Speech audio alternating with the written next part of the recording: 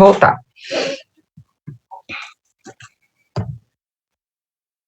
É porque foi para frente sem eu ir aqui. Eu não falei disso aqui com vocês, não.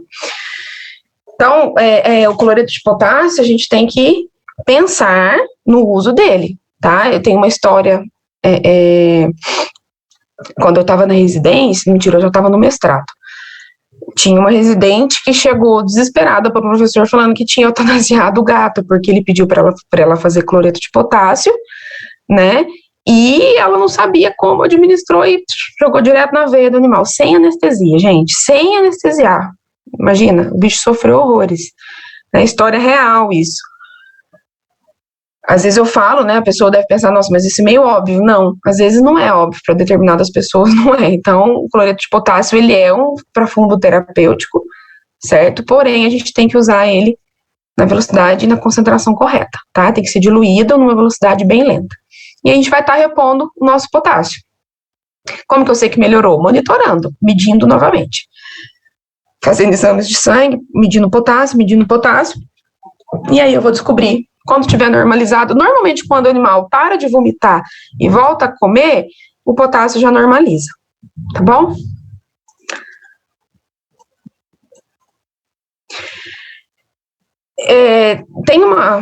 Vocês precisam relembrar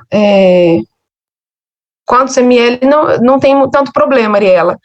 O que importa é a velocidade, tá? E aí tem o cálculo de fluidoterapia que eu pedi. Vocês já tiveram aula de fluidoterapia na prática? Acho que é a primeira aula de vocês. Não? Eu vou pedir para os meninos falarem para vocês, então, como calcular a fluidoterapia. A quantidade não importa. Era para ter sido ontem, mas aí a conversa foi para outro lado. Para outro lado, tá. Eu vou pedir para eles, então, fazer o cálculo com vocês. O que importa, Ariela, é a velocidade, tá? Tantos ml por hora que esse animal vai tomar, que aí a gente vai converter em quantas gotas por segundo. Quando a gente tem a bomba de infusão, fica fácil, né? A gente põe lá na bomba de fusão, tantos ml por hora, ela já vai pra gente. Mas quem não tem bomba de fusão tem que ir no método mais antigo, que é gotas por segundo. Tem essa transformação que a gente consegue fazer, tá? Porque, tipo assim, não importa se eu der 500 ml, porque um animalzinho pequenininho, 500 ml para ele vai dar para, às vezes, 3 dias. Mas para o fila brasileiro lá vai dar para 8 horas, né? Depende da velocidade, tá? Então a gente aprende a calcular a velocidade da nossa fluidoterapia. Pode ser de 1 litro, de 500, o que vai dar mais trabalho é que se você colocar uma de 250 num fila, você vai ter que ficar trocando toda hora, né? Certo? Só repondo lá, porque ele precisa tomar. A gente precisa descobrir o quanto que ele precisa tomar ao todo.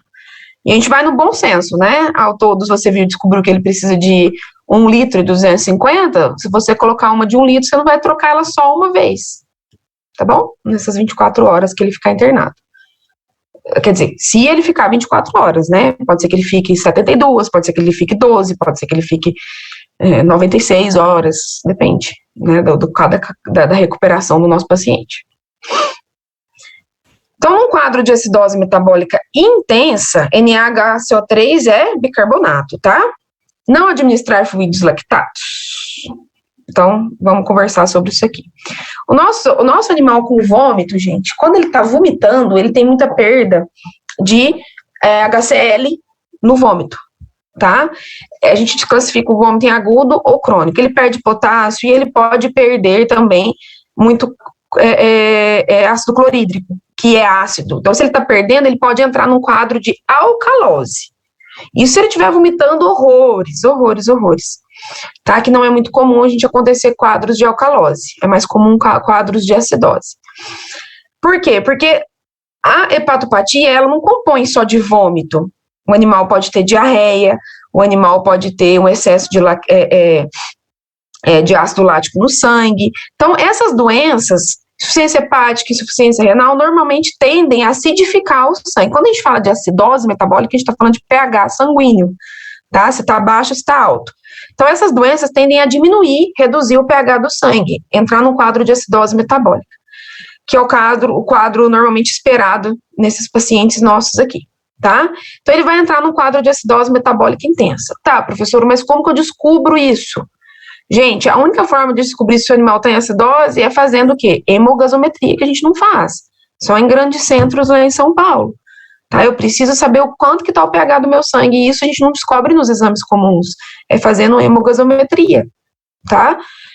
Mas aí, o que a gente faz? A gente tem que saber os métodos tupiniquins, né? O veterinário é tupiniquim, a gente tem que ir no retrógrado, no que pode nos dizer se esse animal está em acidose metabólica. Normalmente, o animal em acidose metabólica, ele precisa compensar essa acidose metabólica por meio da respiração, tá? Normalmente essa aula eu dou em anestésio, de desequilíbrio ácido básico e eletrolítico. Existe um desequilíbrio ali, né, que na verdade existe um equilíbrio, que nesses pacientes se desequilibra, causando acidose ou alcalose. Como que ele compensa? Uma acidose metabólica, ela sempre vai ser compensada com alcalose respiratória, que o animal manifesta como? Inspirando mais oxigênio, né, e expelindo mais CO2. Para quê? Quem que acidifica o sangue? H, o hidrogênio. Da onde que vem o hidrogênio? Da troca gasosa pulmonar. Por quê? Porque lá no pulmão, quando o ar junto com a água que tem no pulmão, ele se transforma em HCO3-, né, que é o ácido carbônico. Ele vai se quebrar, formando um íon H+, mais o CO3. Esse íon H+, que está ali no que faz parte da nossa troca gasosa, isso está acontecendo o tempo todo no nosso organismo, no nosso paciente também, tá? A gente está produzindo sempre H+.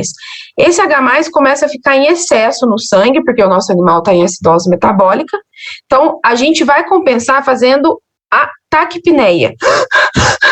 Fazendo assim, para quê? Para ingerir mais O2 e expelir mais CO2. Porque quando a gente está inalando mais oxigênio e expelindo mais CO2, a gente está reduzindo os níveis de H+ no sangue. Ou seja, a gente vai alcalinizar o nosso sangue. É uma das formas, tá? Então, todo animal, a maioria dos pacientes que têm uma acidose metabólica, eles começam a compensar com a taquipneia, para expelir mais CO2, porque o CO2 que a gente está reservando, né, na troca gasosa, lá no pulmão ele se junta com a água, H2O mais CO2 forma H2CO3-, que é o bicarbonato, ácido carbônico. E esse ácido carbônico é quebrado em H+ e CO2 de novo. Certo? Esse é o que acontece numa respiração. A troca gasosa é isso. Se a gente viu lá na bioquímica, né? Lá antigamente a gente já tinha visto isso na bioquímica. Então, ó, respiração. Na hora que a gente está respirando, o que acontece? A gente inala oxigênio e expele CO2. Tá? Esse CO2 que está sendo expelido, ele está dentro do nosso pulmão. Certo? O pulmão tem líquido, água. Então, H2O mais CO2 forma H2CO3-, que é o ácido carbônico.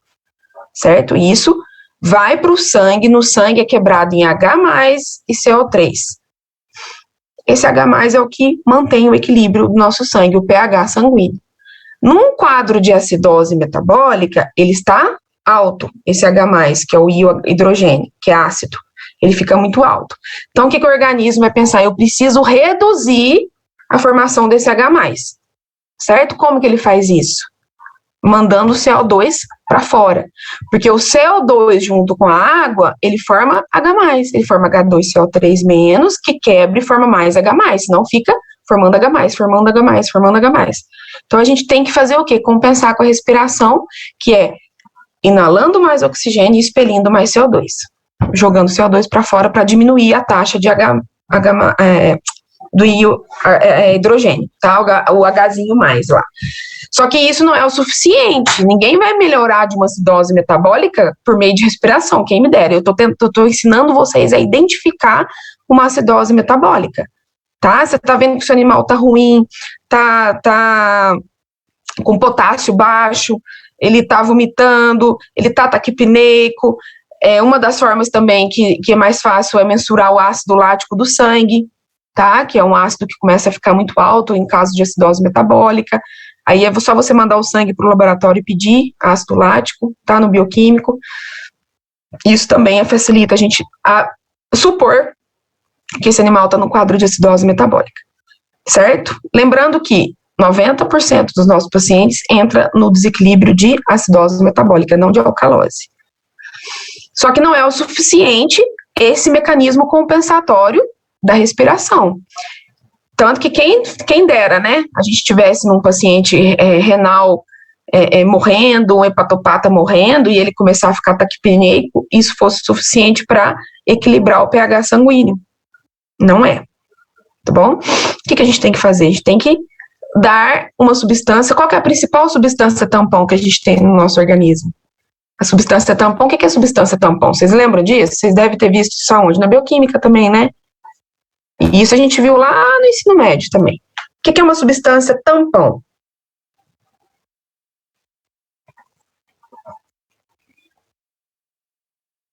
Ela serve para quê? A substância tampão ela vai servir para o equilíbrio ácido-base, né? Ela equilibra o pH, muito bem, equilibrar. Ela é o equilíbrio, certo? Ela não é nem muito ácida, nem muito básica, ela é neutra, vamos dizer. Ela não chega a ser neutra, não que ela tenha demais alcalino, mas ela é neutra, tá? Ela é Oi? Não é comigo não, né? Quando tem necessidade de equilibrar. E quem que é a nossa principal substância que a gente aprendeu no sangue? O bicarbonato. Muito bom, Amanda, muito bom. É o bicarbonato, que é onde eu queria chegar. Eu voltei, fiz tudo para chegar no bicarbonato. O bicarbonato a gente precisa suplementar quando a gente supõe que nosso animal está com acidose metabólica. Seria melhor se eu tivesse, em vez de eu ficar lá tentando identificar uma acidose por meio da respiração, por meio do ácido lático, né? Supondo, seria ótimo eu ter uma hemogasometria, mas eu não tenho. Então, eu vou na suposição mesmo. Posso matar meu paciente se ele não tiver com acidose metabólica e dando bicarbonato? É difícil, tá? Só se você errar muito feio. Normalmente não vai dar muito problema, não. Então, eu preciso suplementar. Assim como a gente tem o cloreto de potássio, o frasquinho de plásticozinho, aquele bonitinho, lá de 10 ml, tem o de bicarbonato também. E tem a velocidade que eu vou infundir ele também. Eu coloco ele diluído na minha fluido, e ele vai caindo devagarzinho no sangue, e vai alcalinizando o meu pH sanguíneo que estava ácido, tá? Então, se eu tenho a suspeita da minha acidose, eu posso suplementar com o bicarbonato, tá? Lembrando que não é obrigatório o meu paciente com acidose metabólica apresentar taquipneia, tá? É comum, mas não é obrigatório, não. E aí vem essa pergunta, eu não administro os fluidos lactados, que eu já conversei com vocês, né? Por conta do lactato, né? Que a gente está fornecendo para o nosso paciente. Há certo tempo atrás, achava-se que o lactato não era recomendado por acidificar e por ser metabolizado no fígado, mas não, pode ser utilizado sim, tá? Eles falam que quando você vai suplementar o NaHCO3, o bicarbonato, o ideal é que você dilua ele na fluidoterapia mais ácida, que seria o nosso NaCl09, tá bom? Não diluir ele no lactato. Porque diz que fica muito mais... Porque o Ringer lactato, gente, ele serve para alcalinizar também nosso pH. Não assim, ele não trata acidose, não, tá? Mas ele é um fluido mais alcalino. Então, se eu associar ele ao bicarbonato, vai ficar muito alcalino. Então, eles pedem para a gente colocar no NaCl, tá? Que fica melhor, fica uma mistura mais equilibrada, tá? Para não ficar muito alcalino. Mas assim, se o paciente está num quadro de acidose... eu alcalinizar em excesso não vai ter problema não, tá? Complicado esse assunto aqui, né? Fluidoterapia é um dos assuntos mais complicados ao meu ver. Eu acho super difícil, né? Porque mexe muito com essa parte de equilíbrio ácido básico que é difícil de entender. Ainda mais que isso aqui, gente, eu nem falo nessa aula. Essa aula é uma aula específica de fluidoterapia, tá? Por isso que não tem nada no slide. Eu tô entrando aqui, né, atrasando a aula para explicar para vocês. Depois vocês tentem dar uma olhada por fora, né, da nossa matéria. Toda vez que um professor falava uma coisa muito complicada para mim, eu ia, essa parte que não é da matéria, mas que eu vejo que eu preciso entender para dar continuidade à clínica, porque toda aula que eu for falar para vocês, eu vou entrar em fluidoterapia, né? Eu tenho uma apostila de fluidoterapia, vou passá-la para vocês também, então, por favor, o representante que na verdade não tem, né, que foi o Jesus, né, Me lembra, Jesus, eu tenho uma apostilazinha que é do Bretas, lá de Belo Horizonte, do FMG, ela é antiga, mas foi com ela que eu aprendi muita coisa de desequilíbrio ácido básico. Vocês precisam ler a parte. Quem quer ser clínico e quer ser um veterinário sério, tem que estudar. Sentar, estudar, tá? Então eu vou passar para vocês, até antes do Ilan com a Bianca falar em aula, se vocês puderem já ir estudados essa apostilinha, pelo menos a parte de desequilíbrio ácido básico, seria ótimo, tá? Lá explica tudo isso dessa troca essa troca gasosa, o mecanismo compensatório respiratório que se faz, tá? E de forma simples, bem resumida e simples. Ariela, só uma pergunta, vou voltar às causas somente puro. Ariela, nunca risquei de outra forma, mas eu acredito que assim, eu acredito, tá? Nunca risquei de outra forma, eu sempre fiz ele puro. Mas se você fizer ele diluído, porém rápido, corre-se o risco também, tá? Eu não arriscaria colocar a minha fluidoterapia com cloreto de potássio numa velocidade alta, não. Vai que, né? Principalmente se às vezes meu animal já tá bem debilitado, ele não tá muito legal, já tá com uma frequência cardíaca não muito ok, eu posso causar uma bradicardia ali e ele ter uma parada, certo? Então leva para consideração principalmente a velocidade. Nunca aconteceu comigo. Porque eu sempre, quando eu coloco no cloreto de potássio, gente, eu não coloco se eu não tiver uma bomba de fusão. Eu sou cismada, né? Que esse negócio de ficar lá contando gota, vai que o animal estica a pata. Vocês já viram isso, né? Às vezes a gente põe certinho. Tá lá, 2 gotas por segundo, a gente vira as costas, o bichinho estica a pata, começa, cai rápido, sabe? Então eu só coloco, eu exijo uma bomba de fusão. Por isso que quando vocês formarem, não se submetam a tudo, não. Né, ver o local que vocês vão trabalhar, se tem uma estrutura, porque o que acontece, né, eu acabo entrando nesse assunto todas as vezes vocês vão se frustrar com algo muito cedo. No primeiro emprego, vocês vão ser submetidos a lugares muito ruins, que não tem estrutura, e vocês vão começar a se culpar, achando que você matou um paciente, mas às vezes não é falta de estrutura também, tem que ter um mínimo, né, e uma bomba de fusão hoje em dia não é caro. Então é interessante pedir, ou então não interna, né, ou não suplementa, encaminha, porque ficar fazendo tudo à torta direita, aí vocês ficam frustrados e depois começam as depressões aí da veterinária, que a gente sabe que é super comum, né, por conta de frustração boba, e às vezes o problema não tá nem na gente, muitas vezes tá? Muitas vezes a gente que erra mesmo, mas às vezes tá no local, nas condições de trabalho mesmo, certo? Então, tomem cuidado. Mesmo ele estando diluído, a velocidade também, para mim, é o mais importante, tá? Eu nem arrisco, não. O animal pode desenvolver quadros de hipoglicemia também.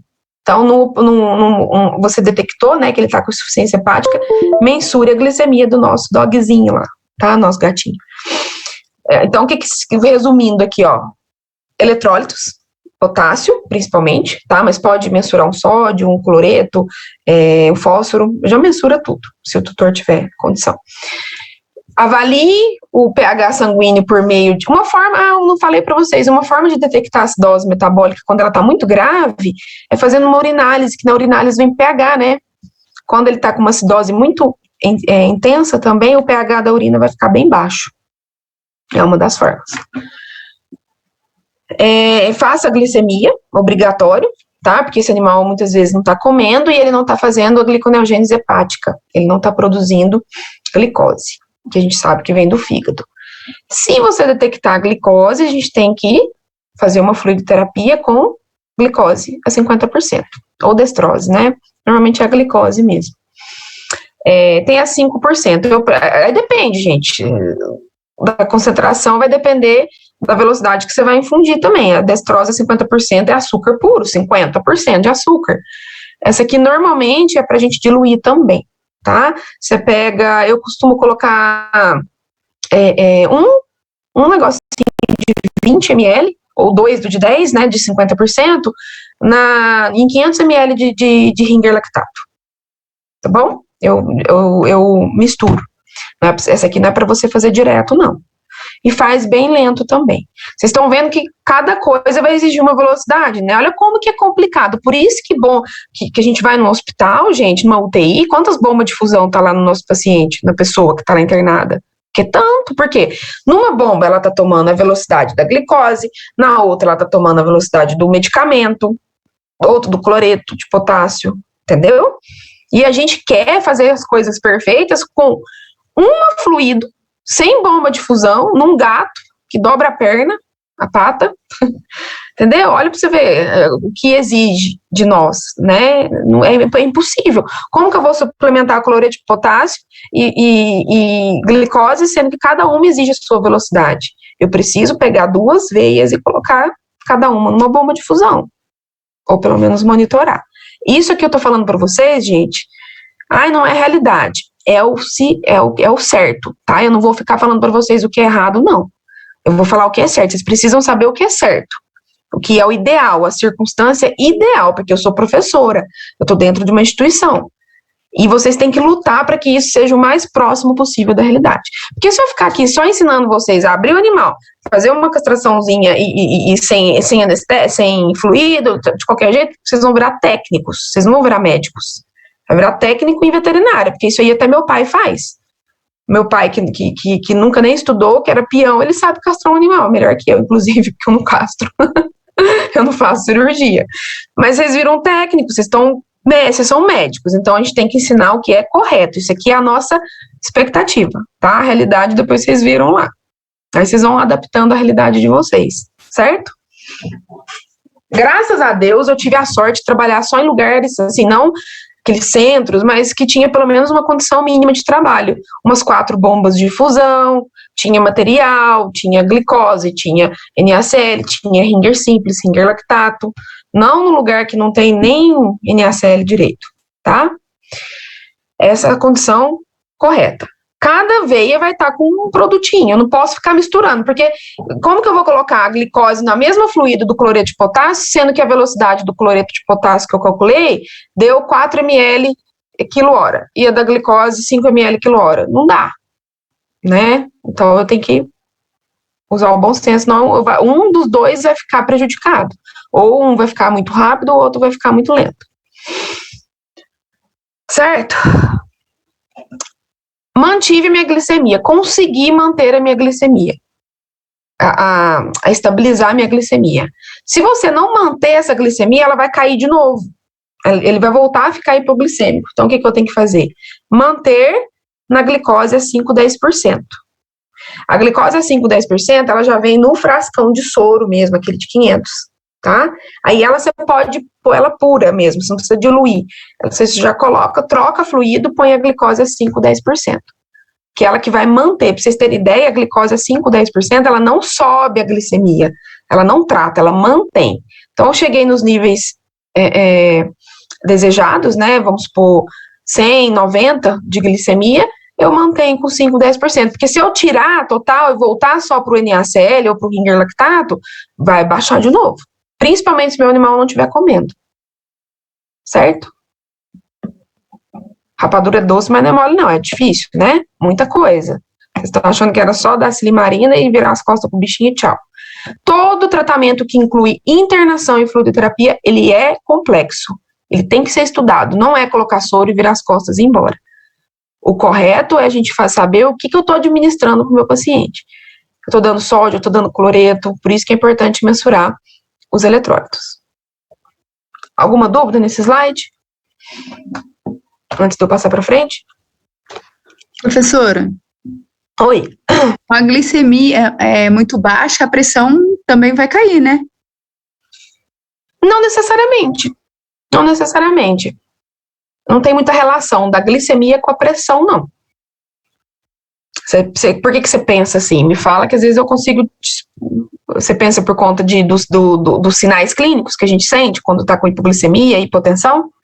É que no estágio, eu vi um caso que a cachorrinha estava com a glicemia muito baixa. Sim. Ela pediu pra gente medir a pressão. Daí a gente não conseguia nem pegar a pressão, não dava um valor. Tá, então vamos raciocinar. Não é que uma está causando na outra, mas pensa no quadro clínico como um todo. Esse animal está hipoglicêmico, certo? Certo. Provavelmente, ou ele deve estar sem se alimentar, ou ele tinha alguma coisa, ele não tinha tomado insulina não, né? Não. Tá, Ele estava sem se alimentar vários sem dias. se alimentar. Um animal que está sem se alimentar, você acha que ele está desidratado, concomitante, que ele estava bebendo água normal? Não estava. Não estava. Então, provavelmente, ele estava com hipovolemia, que aí leva a uma hipotensão. O animal que não bebe água, ele está desidratado. Toda desidratação leva a uma hipovolemia. O volume sanguíneo começa a reduzir. Consequentemente, a pressão sanguínea também. Tá? Então, não é a glicemia causando uma hipotensão, mas o quadro clínico do animal como um todo. Entendi. Isso eu estou supondo, tá? No quadro aí, que eu estou imaginando a situação. Certo? Mas, assim, a glicemia causar hipotensão diretamente, não. Certo? Tanto que, assim, vamos supor que você deu uma insulina, errou a dose da insulina, né? E aí seu animal foi lá no zero, quase, de glicemia. A pressão dele pode estar normal. Ele não consegue se levantar e tudo mais, porque o metabolismo dele vai lá no chão, né? Ele não tem glicose, ele não tem energia nenhuma, mas o sangue em si está circulando normal. Certo? Entendi. Não tem muita relação. Beleza? Beleza, obrigada. Por nada. Vocês vão prometer pra mim que vocês vão estudar por fora, hein? Porque, assim, perguntar e a gente responder, vocês entendem, mas vocês não fixam.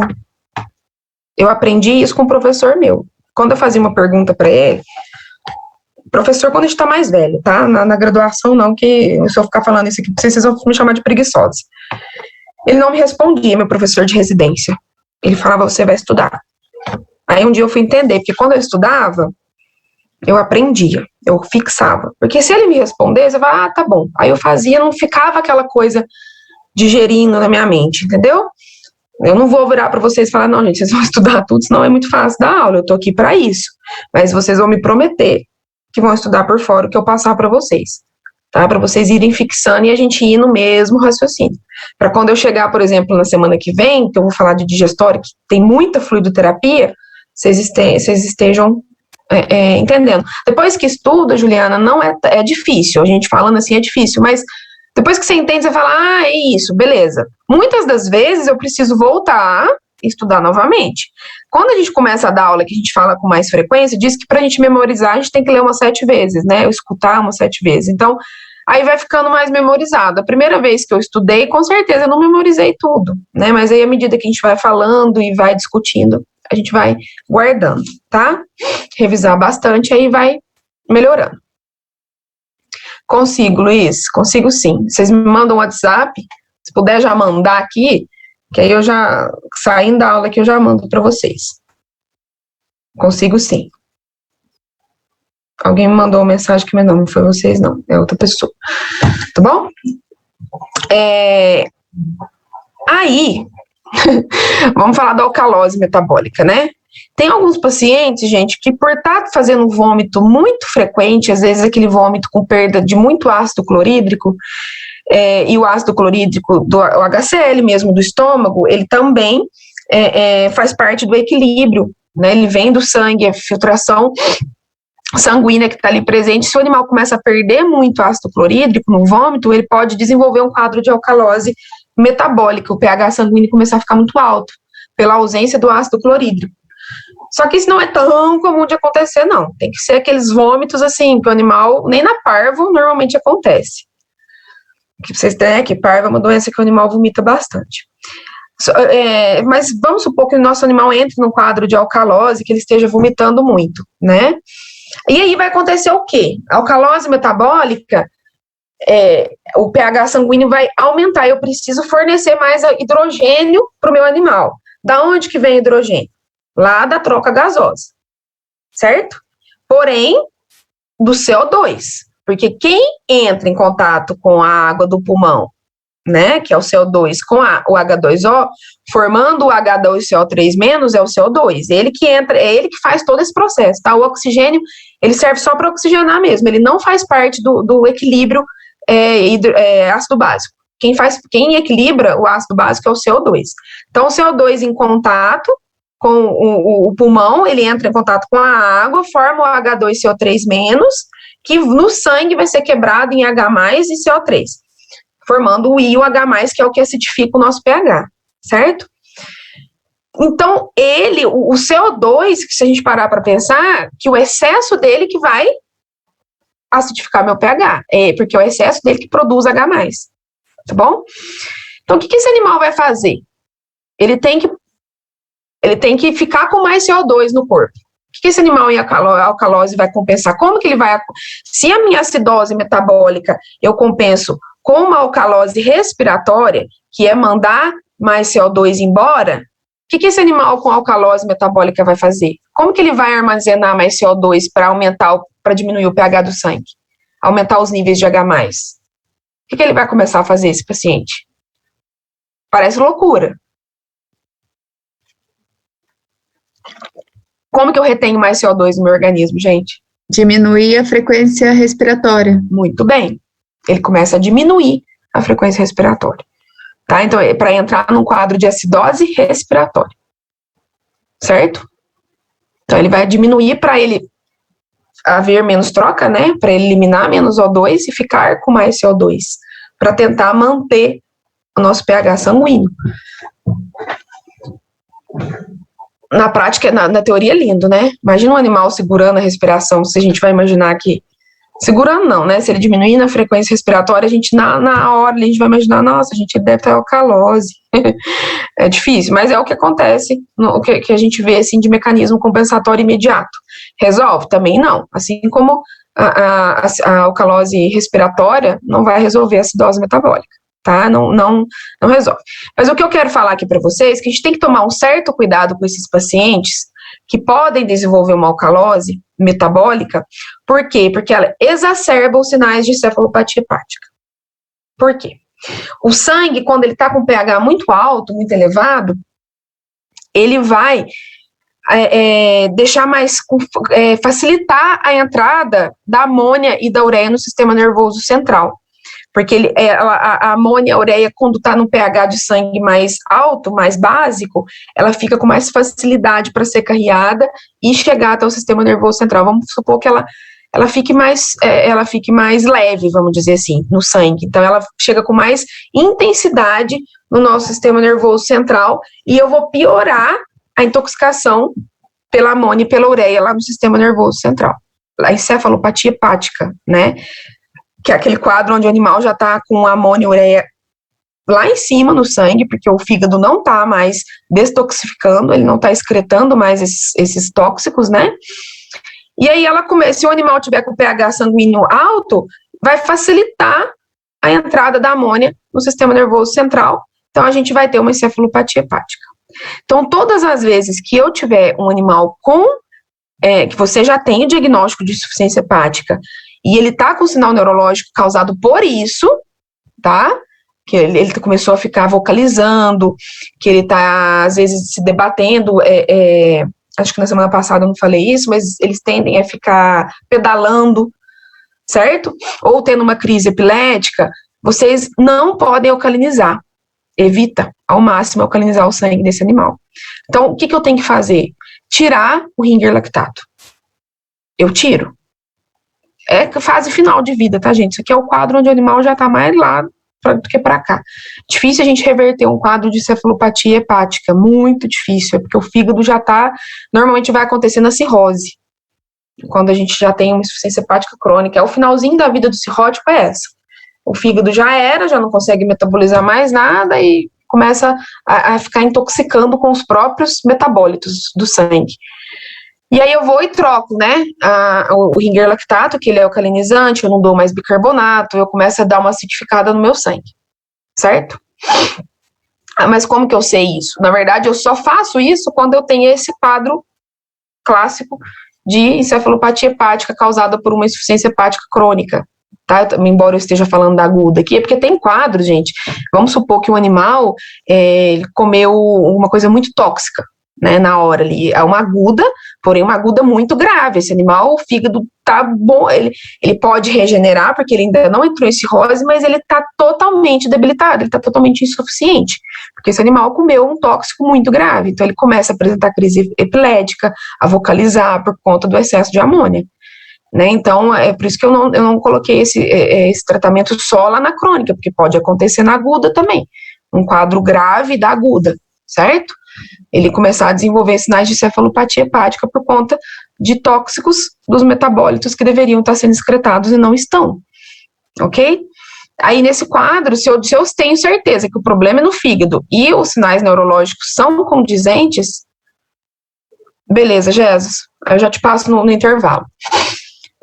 Se esses sinais clínicos são condizentes, né, tá com o sinal neurológico e eu sei que o problema é no fígado, né, porque por que eu tô falando isso, gente? Porque sabe o que eu já vi? Gente com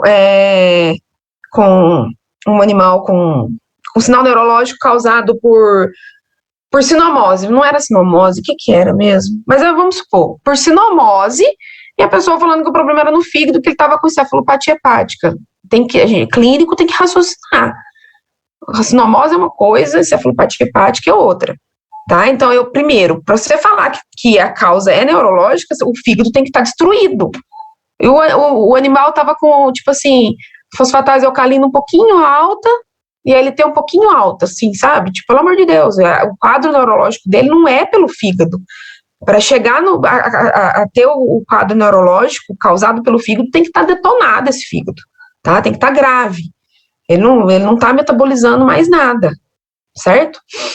E aí, eu vou, né, onde eu queria falar que chegar, que eu vou enrolando, falando um monte de coisa, a fluidoterapia a gente tem que dar uma acidificada. Todo animal que está com cefalopatia hepática, sinais neurológicos causados pelo fígado, a gente tem que acidificar, tá? Então, acidifica. NaCl 0,9, pode fazer ele puro mesmo para acidificar, e tenta mensurar o ácido lático do sangue desse animal, para ver se está um pouquinho mais alto, que é desejável, tá? Embora o nosso prognóstico seja ruim, não é fazendo isso que você vai recuperar, tá? Repito, Ariela, vamos lá, sobre a diminuição respiratória. Quem mantém o meu pH sanguíneo, né? São vários processos, tem o bicarbonato, mas quem está fazendo a produção do íon hidrogênio no meu sangue, na troca gasosa, é o CO2, que eu estou retendo ou expelindo, né, na respiração, certo? Porque o CO2 que se junta com a água do pulmão, formando o H2CO3-, faz a continha lá da bioquímica, H2O mais CO2. Isso vai dar H2CO3-. Lá no sangue, esse ácido carbônico, que é o H2CO3-, ele vai ser quebrado em H+, e CO3-, certo? Ele vai ser quebrado lá e fica lá no sangue. E é esse H+, que vai equilibrar o nosso sangue. Em excesso, ele vai reduzir o meu pH, vai ficar muito ácido, alcalose metabólica. Quando ele está muito baixo, ele vai alcalinizar o nosso pH sanguíneo. A gente vai ter uma alcalose metabólica, certo? Beleza. Nesse quadro de alcalose metabólica, onde o meu H+ está em excesso, tá? H+ está demais, está produzindo muito H+, meu pH sanguíneo está ficando muito baixo, estou em alcalose metabólica. O H+ vem da onde? Não é da junção entre o H2O e o CO2? Então, eu preciso cortar isso. Eu preciso diminuir meu CO2. Então, o que eu vou fazer? Como que eu diminuo o CO2 do meu pulmão? Expelindo ele, jogando ele fora. Então, eu aumento a frequência respiratória para mandar mais CO2 embora, certo? Certo? Faço taquipneia. O contrário, quando o H+ está muito baixo, eu vou ter um quadro de alcalose metabólica, onde o meu pH vai estar alcalino. Então, eu preciso aumentar os níveis do meu H+. Da onde que vem o H+? Da junção lá entre o H2O e o CO2 no pulmão. Como que eu tenho? Aí eu preciso aumentar os níveis de CO2, né? Eu preciso aumentar para conseguir produzir mais H+, para acidificar o meu sangue um pouco, porque ele está muito ácido, está com pouco H+. Eu preciso aumentar a produção de H+. Da onde que vem? Do H2O e do CO2, lá no pulmão. Como que eu aumento os níveis de CO2? Gás carbônico. Segura a respiração. Tampa a respiração. Se eu não respirar aqui agora, ó, eu não estou fazendo troca, estou ficando só com CO2, eu não estou inalando oxigênio. Oxigênio vem do ar. CO2 vem do meu pulmão para jogar para fora. Então, o animal tende a reduzir a respiração para manter mais CO2 e reduzir O2. Ele não faz tanta troca gasosa para manter altos níveis de CO2, para que esse CO2 se junte ao H2O, para ir para o sangue o H2CO3- e produzir o H+, para acidificar meu sangue. Respondi? Beleza. Por nada. Eu também não paro de beber água, por isso que daqui a pouco vai me dar vontade de fazer xixi de novo, né? A minha garganta hoje tá seca. Eu tô achando que eu ia terminar a fígado hoje, né? Esquece, porque é impossível. Tô na primeira doença ainda. Na hora que eu chegar a lipidose, então, eu falo horrores, esquece. Eu não posso dar aula ao vivo. Meu conteúdo fica tudo pra trás. Sempre foi assim. Ai, meu Deus. Mas vamos lá, né? Alcalose, então eu falei. Então, se você tem um quadro onde a gente tem sinal clínico de cefalopatia hepática, já acidifica o seu sangue, tá? Porque alcalinizar vai piorar a situação. Não que vai resolver alguma coisa, deixa isso claro. O nosso paciente vai provavelmente morrer, tá bom? Deixando isso bem muito claro. Aí, gente, vem os nossos queridinhos veterinários, como se diz. Vocês já ouviram falar disso aqui, ó? Alô, Merceptor. Merceptor é... Como é que chama? Eu sabia. É antitóxico. Antitóxico, exatamente. Mercepton. Aí falou que é problema hepático, já vem com o Mercepton correndo para pôr no fluido, né? Gente, pelo amor de Deus, achando que aí picada de cobra é Mercepton, picada de abelha, comeu planta tóxica, comeu chumbinho, antitóxico de tudo, achando que Mercepton é milagre. Gente, Mercepton nada mais é do que metionina, um aminoácido. Só que esse Mercepton aqui, ele foi feito mais, se a gente vê aqui, ó, olha aqui, ó, isso aqui é um equino, um bovino, um caprino, ele não é para carnívoro, e o povo tasca em cachorro e gato, tá?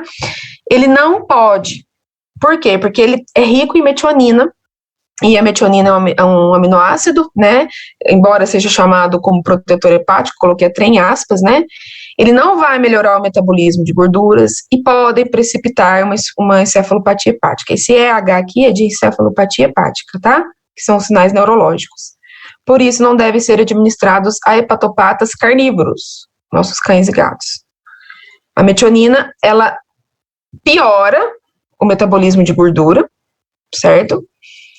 E pode deixar o pH sanguíneo, desculpa que pH, eu tô falando tanto de pH, e pode deixar os sinais, a amônia, né, que está ali no sangue, mais tóxica ainda e precipitar a encefalopatia hepática, favorecer o aumento da produção da amônia, certo? Por quê? Porque a amônia utiliza a metionina como um aminoácido ali para o seu auxílio no seu metabolismo, na produção da amônia. Então, a gente pode aumentar os níveis de amônia e precipitar a encefalopatia hepática.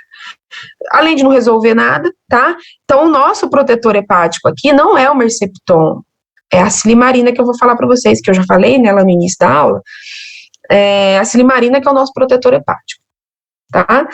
Vocês vão ver que tem o SAMI, que é uma metionina, mas é uma metionina diferenciada, farmacologicamente ela é diferente da metionina do Mercepton, aí pode, tá? Que eu também já vou falar daqui a pouquinho, ele é muito bom. Tem que ser outro tipo de metionina. Beleza, então, estamos aqui com o nosso tratamento de suporte, que vocês viram. Acidose, alcalose, potássio, glicose, fluido. Tá, agora vamos falar do tratamento em si, porque até agora a gente não falou nada que vai melhorar o fígado, a gente só está tratando os sintomas, né, os sinais clínicos. Deixa eu ver se eu vou falar mais pra frente, senão eu já vou falar agora. Peraí.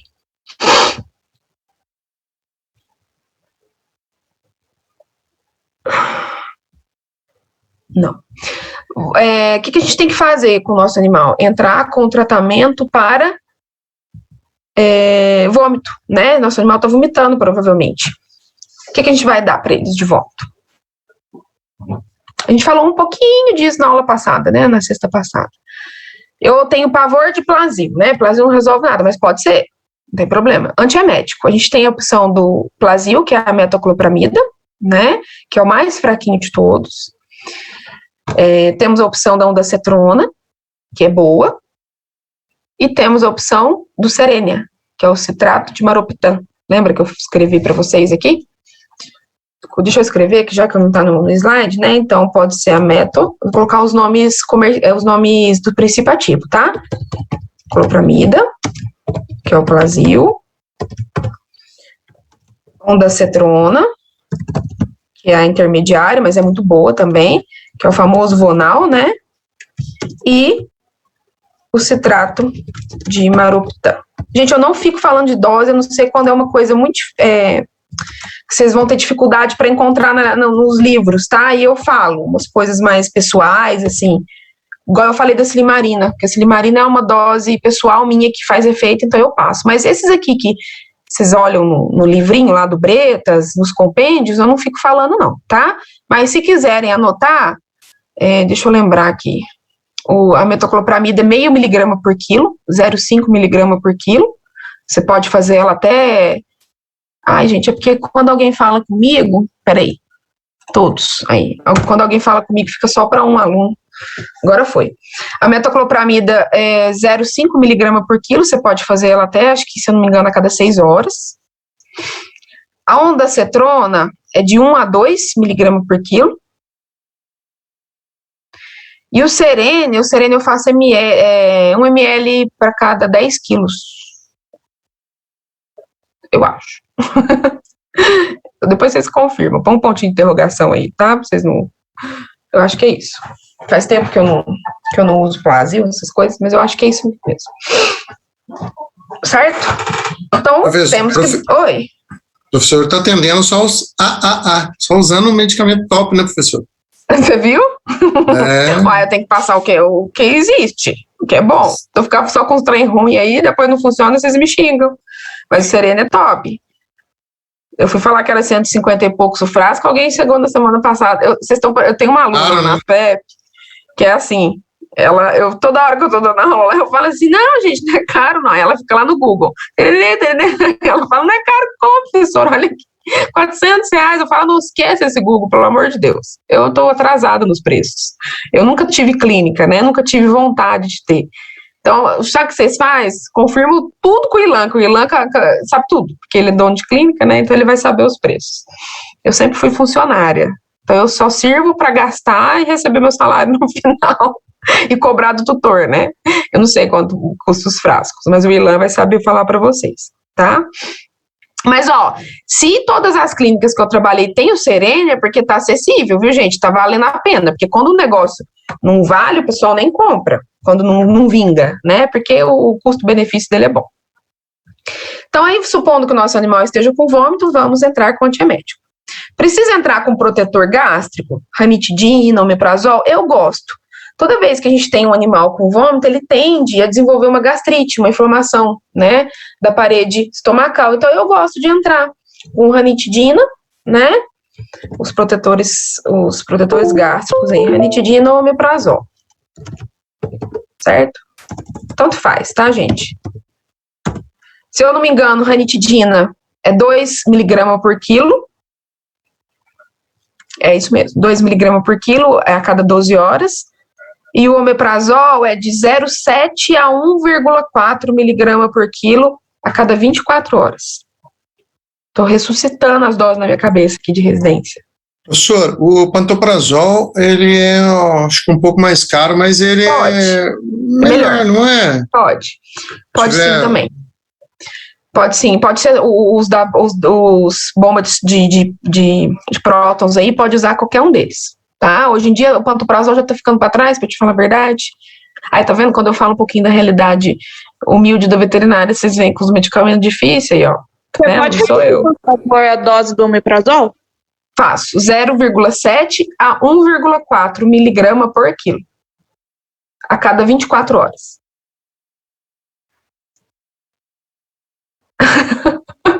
Você tá com fome, Ariela? Vamos fazer um intervalo? Deixa eu ver aqui onde que eu tô. Deixa eu só falar do antibiótico que eu faço, tá? Porque tem a ver um pouquinho com o que eu vou falar agora, senão eu me perco no raciocínio. Então, aí eu tô tratando o vômito, certo? E antibiótico, vocês acham que precisa dar antibiótico para esse animal? Que momento que vocês vão falar, vou entrar com antibiótico? O que vocês acham? O que é antibiótico, né? Antibiótico precisa de ter um processo infeccioso.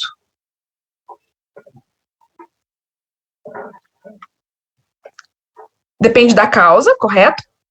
Se a gente descobriu que o que está causando a minha insuficiência hepática é a Ehrlichia, por exemplo, eu vou tratar.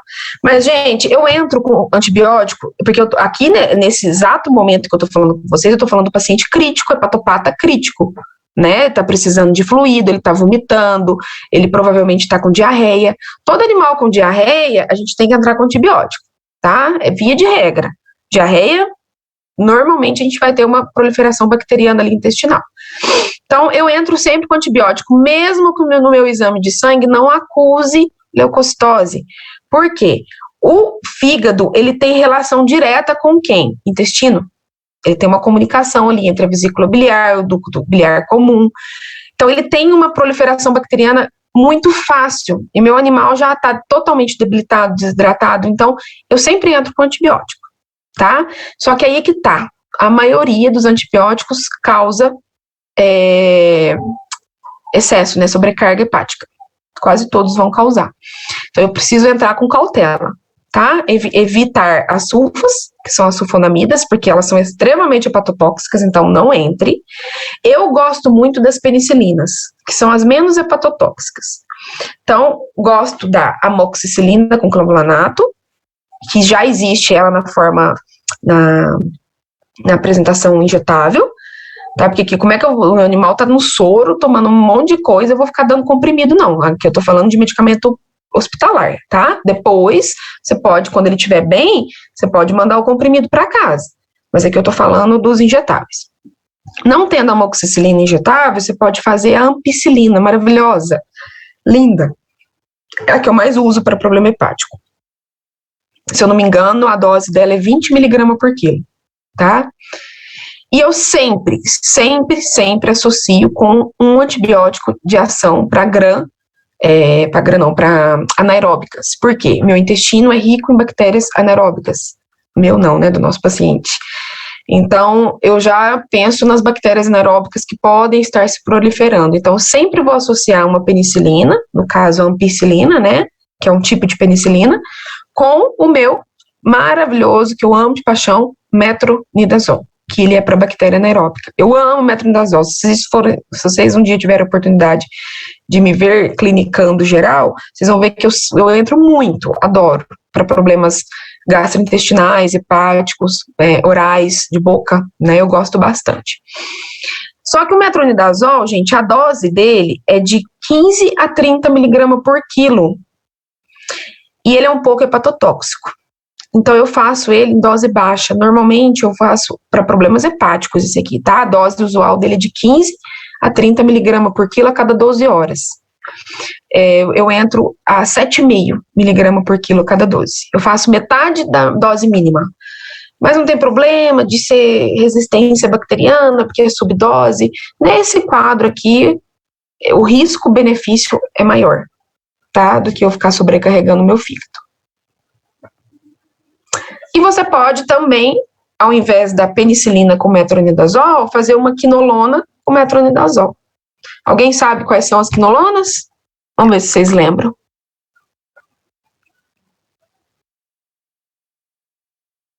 Ai, farmaco.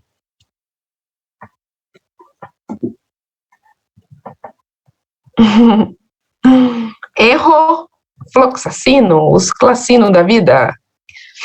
Tá? Enrofloxacino, ciprofloxacino, levofloxacino, esses são as quinolonas, tá?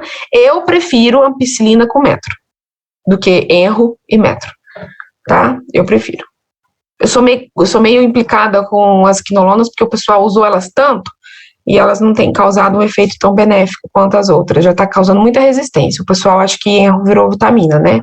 Parece que o bichinho dá uma perebinha na mão, já erro, então o negócio já tá resistente. Tomei birra, tadinha. Daqui uns dias ela some, porque o pessoal vai esquecer dela e as bactérias esquecem também, e aí a gente pode voltar a usar, tem que dar um tempo. Ok? Então, de antibiótico é isso. Simples, um desses. Vou dar um intervalo, tá? 10 minutinhos.